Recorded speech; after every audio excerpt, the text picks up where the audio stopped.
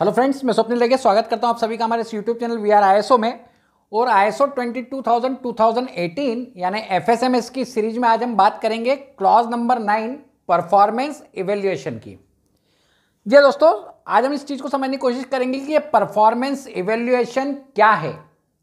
ये clause 9 performance evaluation की बात कर रहा है, ये बेसिकली क्या होता है। तो देखिए यहाँ पे वर्ड निकल के आ रहा है परफॉर्मेंस। तो कहने का मतलब ये है कि हमें परफॉर्मेंस जो हमने दिया या हमने जो परफॉर्म किया उसका हमें इवेल्युएशन करना है, उसका हमें मूल्यांकन करना है। जो भी परफॉर्म हमने किया, जो काम हमने किया, अब उसका इवेल्युएशन करना है। अब पता कैसे चलेगा कि हमने क्या परफॉर्म किया, हमने कहां परफॉर्म किया। अगर हम सिंपल सी बात समझने की कोशिश करें कि आखिर किस चीज का परफॉर्मेंस, हमें कहां से पता चलेगा कि हमने कुछ परफॉर्म किया था जिसका इवेल्युएशन करना है। तो देखिए ये आपको तब पता चलेगा जब आप क्लॉज 8 की बात करेंगे। मतलब क्लॉज नंबर 8 जो कि ऑपरेशन से रिलेटेड है, वो पूरा का पूरा आपके परफॉर्मेंस की बात करता है। जब आप इस क्लॉज नंबर 8 ऑपरेशन को प्रॉपरली इंप्लीमेंट कर देते हो तो कहने का मतलब ये होता है कि आपने परफॉर्म कर दिया, आपने परफॉर्म कर दिया। और इसी का इवेल्युएशन करना है। जो कुछ भी काम आपने किया, जो कुछ भी परफॉर्म आपने किया, क्लॉज नंबर 8 के अकॉर्डिंग, क्लॉज नंबर 8 ऑपरेशन को जब आपने इंप्लीमेंट किया तो आपने परफॉर्म किया और इसी का इवेल्युएशन करना है। अब सिंपल सी बात है, जब इवेल्युएशन करना है, मूल्यांकन करना है, तो डेफिनेटली आपको इसके रिस्पेक्ट में कुछ ना कुछ चाहिए। मतलब आपको कंपेयर करना होगा ना, इवेल्युएशन करना है परफॉर्मेंस का, तो कंपेयर करना होगा, किसी न किसी चीज से आपको उसकी तुलना करना होगी। तो किस चीज से आप इस क्लॉज 8 को, इस क्लॉज 8 ऑपरेशन को कंपेयर करेंगे। तो सिंपल सी बात है, क्लॉज नंबर 6 जो कि बात कर रहा था प्लानिंग की, इससे जब आप इस ऑपरेशन वाले क्लॉज को कंपेयर करते हैं तो आप इवेल्युएशन करते हैं परफॉर्मेंस का।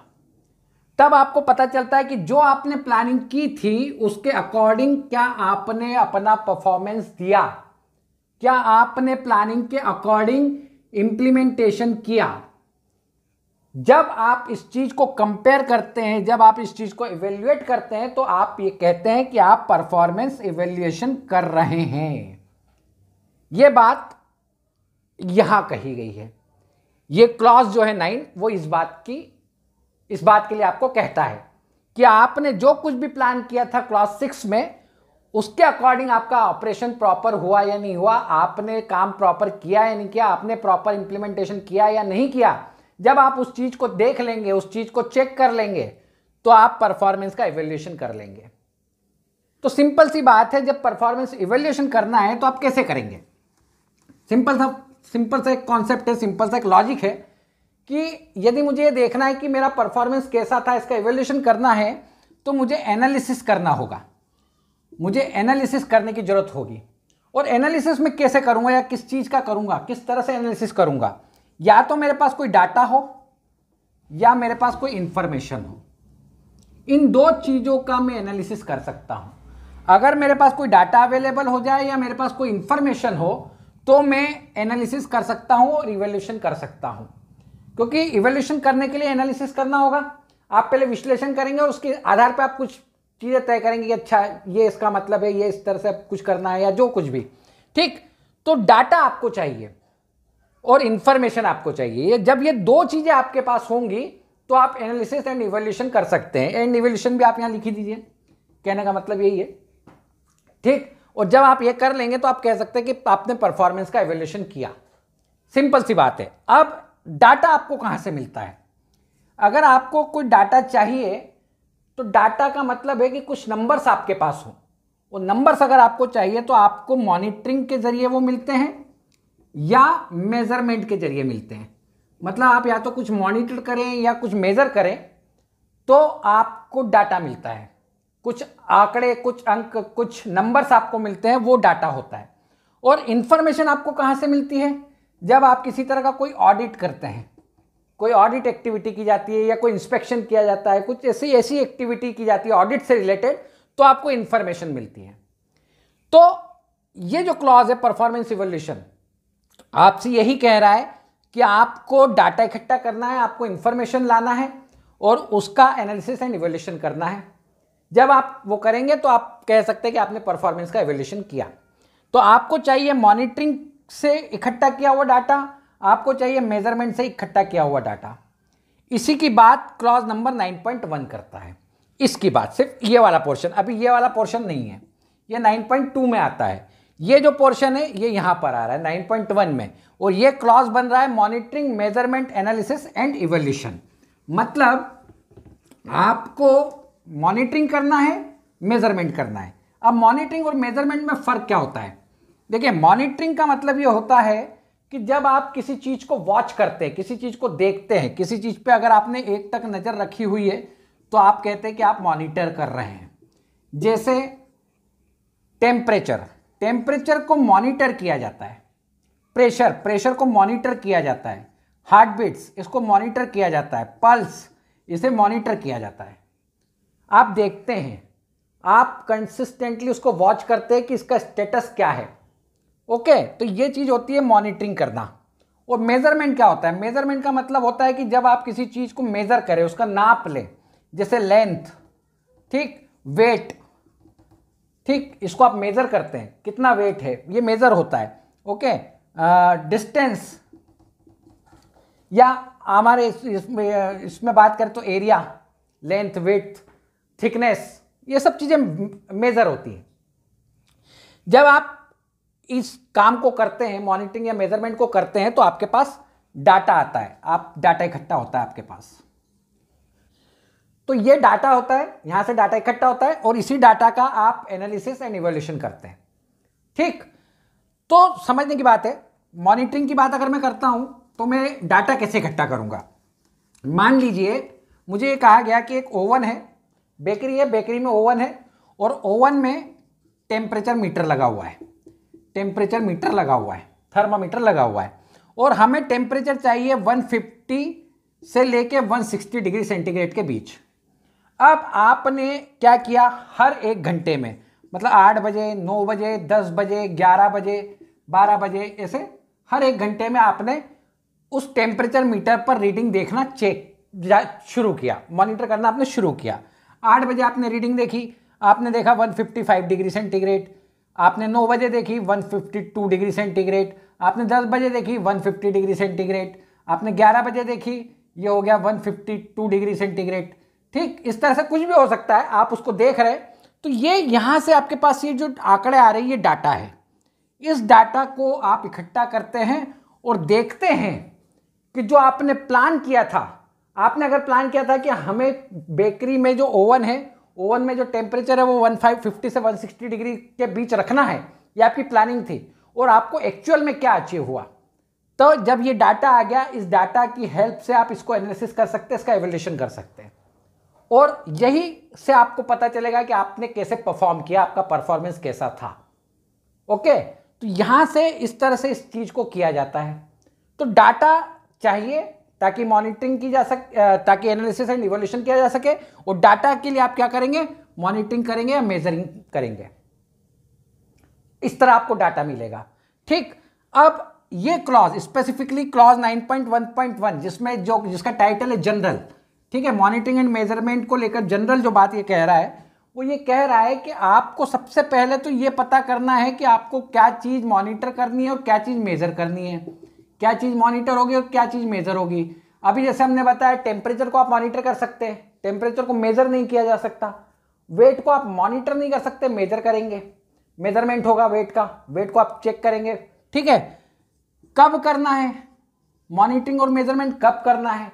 जैसे अभी हमने बात करी, एक एक घंटे में आप कर रहे हैं, हो सकता है 2 घंटे में करें, हो सकता है एक लॉट खत्म होने के बाद करें। तो ये आप कब कब करेंगे मॉनिटरिंग और मेजरमेंट, कब कब आप यहां से जो कुछ भी आपको रिजल्ट मिल रहा है मॉनिटरिंग और मेजरमेंट का, उसका इस्तेमाल करेंगे एनालिसिस एंड इवैल्यूएशन में, कब करेंगे। ठीक है, क्या आप डेली एनालिसिस कर रहे हैं, या क्वार्टरली कर रहे हैं, या मंथली कर रहे हैं, या वीकली कर रहे हैं? जो डाटा आया उसको कब आप एनालिसिस और इवैल्यूएशन उसका आप कर रहे हैं।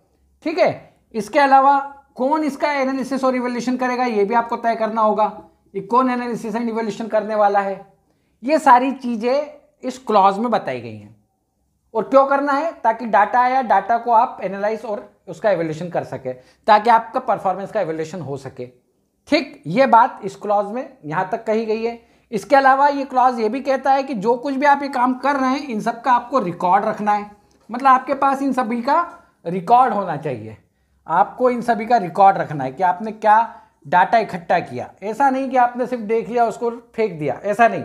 वो डाटा आपके पास होना चाहिए कि आज की तारीख में इतना टेम्परेचर था, कल इतना टेम्परेचर निकला। ये इस तरह का डाटा आपके पास होना चाहिए। पीआरपी आप कर रहे हैं, ओपीआरपी आप कर रहे हैं, जो कुछ भी आप चीज़ें कर रहे हैं उन सभी का डाटा आपके पास होना चाहिए। ठीक, और उसका आपको रिकॉर्ड रखना है। आप एनालिसिस करते हैं तो उसका रिकॉर्ड होना चाहिए, इवैल्यूएशन करते हैं उसका रिकॉर्ड होना चाहिए। ठीक, ये सारी बातें इस क्लॉज में कही गई हैं 9.1.1 में। इसके बाद अगला क्लॉज आता है 9.1.2 एनालिसिस एंड इवैल्यूएशन, स्पेसिफिकली उसकी बात करता है। तो देखिए, अब जो क्लॉज है वो है 9.1.2 एनालिसिस एंड इवैल्यूएशन। डाटा आ गया आपके पास मॉनिटरिंग और मेजरिंग के जरिए। दूसरा आपके पास इंफॉर्मेशन आ जाएगी पीआरपीस के जरिए, या आपके ओपीआरपी है या इंटरनल ऑडिट है, इन सभी चीज़ों के जरिए आपके पास इंफॉर्मेशन आ जाएगी। पीआरपी ओपीआरपी के जरिए डाटा आएगा, खैर इंफॉर्मेशन ऑडिट वगैरह के थ्रू आपके पास आ जाएगी। तो ये जो कुछ भी डाटा और इंफॉर्मेशन आपके पास आ रहा है इसी का एनालिसिस एंड इवैल्यूएशन होगा, इन्हीं का आप एनालिसिस एंड इवैल्यूएशन करेंगे। ठीक, अब आप क्यों कर रहे हैं एनालिसिस एंड इवैल्यूएशन? तो देखिए, सिंपल सी बात है। अभी हमने बात कही थी कि आपने कुछ प्लानिंग करी थी क्लॉज नंबर 6 में, और उसके अगेंस्ट में आपने क्लॉज नंबर 8 में ऑपरेशन किया, परफॉर्म किया। आपने उस प्लानिंग को इंप्लीमेंट किया, एग्जीक्यूट किया। अब आप क्या कर रहे हैं? आप ये चेक कर रहे हैं कि जो प्लानिंग थी उसके अगेंस्ट में हमारा ऑपरेशन या हमारा इंप्लीमेंटेशन या हमारा परफॉर्मेंस कैसा रहा। ठीक है, तो जब आप एनालिसिस करेंगे तो आपको पता चलेगा कि आपने बेसिकली कैसा परफॉर्म किया। ठीक, आप ये कंफर्म कर सकते हैं, ये इंश्योर कर सकते हैं कि प्लानिंग के अगेंस्ट में आपका काम कैसा रहा, आपका ऑपरेशन कैसा रहा। मान लीजिए आपने कहा था कि हम कस्टमर कंप्लेंट जो है उसको 5% से रिड्यूस कर देंगे, यह आपका प्लान था। क्या आप वो कर पाए? क्या आपने उस चीज को अचीव किया? आपका परफॉर्मेंस कैसा रहा, ये पता करना है तो आपको एनालिसिस करना होगा। किस चीज का एनालिसिस करना होगा? आपकी कस्टमर कंप्लेंट्स का, कि कस्टमर कंप्लेंट्स क्या थी, कितनी थी, अप्रैल से लेके मार्च तक हर महीने कितनी कितनी कस्टमर कंप्लेंट थी। ठीक, उसका ट्रेंड क्या था, क्या वो बढ़ते हुई थी, हर महीने बढ़ रही थी, या कभी बढ़ती थी कभी घटती थी। ठीक, तो इसका एनालिसिस आपने किया कि क्यों किसी पर्टिकुलर महीने में कंप्लेंट्स बढ़ गई या किसी पर्टिकुलर महीने में कंप्लेंट्स क्यों कम हो गई। तो ये सारी जो चीजें हैं ये एनालिसिस एंड इवैल्यूएशन होती हैं। तो आप पता लगा सकते हैं कि जो प्लानिंग थी उसके अगेंस्ट में आपका परफॉर्मेंस कैसा रहा, आपका एफएसएमएस कहां पर है, इस चीज को आप कंफर्म कर सकते हैं, इस चीज को आप समझ सकते हैं। तो पहली चीज तो ये हो गई, आपको कंफर्मेशन मिलता है कि आपकी प्लानिंग और आपका एग्जीक्यूशन कैसा क्या रहा, आपका एफएसएमएस ने कैसा परफॉर्म किया। ठीक, दूसरी चीज, अगर आपको किसी चीज की जरूरत है, अगर मान लीजिए आपको लगता है कि कुछ चीजों की जरूरत है, कुछ नीड है परफॉर्मेंस को बेहतर करने के लिए या परफॉर्मेंस में सुधार करने के लिए, तो वो यहां से आपको पता चलेगा। आपने मान लीजिए कोई चीज अचीव नहीं कर पाई और आपकी कंप्लेंट बढ़ गई, जैसे अभी हमने कंप्लेंट की बात करी, कंप्लेंट बढ़ रही है। अब आपको पता चलता है कि ये इस वजह से बढ़ रही है क्योंकि जो हम प्रोडक्ट बना रहे हैं उसमें जो टेम्परेचर मीटर हमने लगाया वो सही नहीं लगा है, वो प्रॉपर रीडिंग ही नहीं देता है। तो आपको एक नए और बेहतर टेम्परेचर मीटर की जरूरत है, एक बढ़िया क्वालिटी के, एक बढ़िया ब्रांड के टेम्परेचर मीटर की जरूरत है, या हो सकता है नई मशीन की जरूरत हो। तो क्या नीड है यह आपको पता चलता है। तो इसलिए भी एनालिसिस एंड इवैल्यूएशन एनालिसिस किया जाता है। इसके अलावा आपको ट्रेंड्स पता चलते हैं कि जो आप परफॉर्म कर रहे हो वो उसका ट्रेंड क्या है, क्या आपकी जो कंप्लेंट्स है या जो प्रॉब्लम्स है या जो कुछ भी आप नॉन कन्फर्मिंग कुछ बना रहे हैं उसका स्टेटस क्या है, उसका ट्रेंड क्या है, क्या वो हर बार बढ़ रहा है या वो घट रहा है। जैसे हमने बात करी डाटा होगा तो आपको हर महीने का पता चलेगा कि वो जो कॉलम्स बन रहे हैं वो कैसे बन रहे हैं, वो ऊपर जा रहे हैं या नीचे जा रहे हैं, ये आपको पता चलेगा। ट्रेंड पता चलेगा नॉन कन्फर्मिटी का, या जो कुछ भी चीजें हैं उनका ट्रेंड आपको पता चलेगा। ओके, तो इसलिए आपको एनालिसिस करने की जरूरत पड़ती है। एनालिसिस इसलिए किया जाता है ताकि ट्रेंड पता चल सके।